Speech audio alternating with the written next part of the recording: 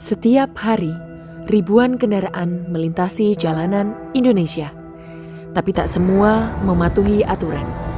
Truk overdimensi dan overloading menyimpan bahaya yang tak terlihat. Hingga semuanya terlambat.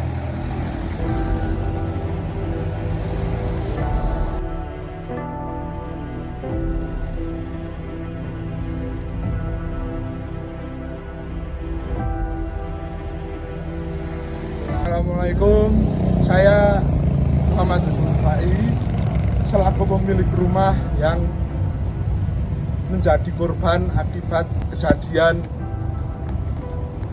mobil Fuso yang tidak kuat menanjak karena beban yang terlalu berat atau overload. Maka dihimbau untuk para perusahaan jasa angkutan agar tidak melebihi batas muatan, supaya tidak terjadi atau terulang lagi kejadian seperti ini. Cukup saya yang menjadi korban.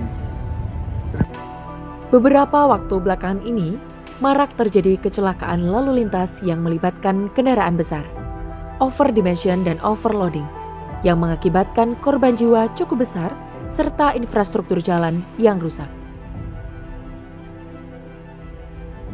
Kendaraan dengan muatan overload dan overcapacity menempati posisi kedua sebagai penunjang kecelakaan lalu lintas. Terkait dampaknya, statistik korban jiwa tahun 2024 Jasara Harja mencatat 6.390 korban meninggal dunia yang mendapatkan santunan. Hingga Mei tahun 2025, sudah ada 2.203 korban meninggal dunia dari total 7.485 kasus kecelakaan yang tercatat. Kendaraan overdimensi overloading bukan hanya ancaman bagi keselamatan, tapi juga menimbulkan kerugian ekonomi yang masif bagi negara berdasarkan data Kementerian PUPR tahun 2022. Kerusakan infrastruktur jalan yang disebabkan oleh kendaraan overdimensi overloading menelan biaya hingga 43 triliun rupiah per tahun. Lebih lanjut, Kementerian Perhubungan melaporkan bahwa sekitar 30-40% kecelakaan lalu lintas melibatkan kendaraan berat.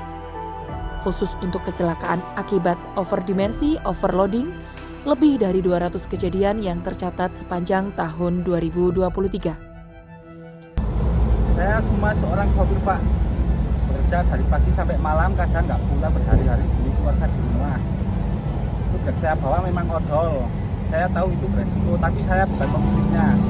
Saya cuma menjalankan perintah agar bisa tetap makan. Kecelakaan ini bukan hal yang saya inginkan. Saya pun takut. Saya pun menyesal, tapi saya juga ingin menjelaskan bahwa para sopir kadang terjebak di sistem yang tidak adil. Saya minta maaf untuk semua ya, tapi tolong jangan salahkan semuanya ke sopir, kadang kami juga korban. Kami juga tertekan dari atas, tapi setelah kecelakaan itu saya sadar tidak sepadan dengan nyawa orang.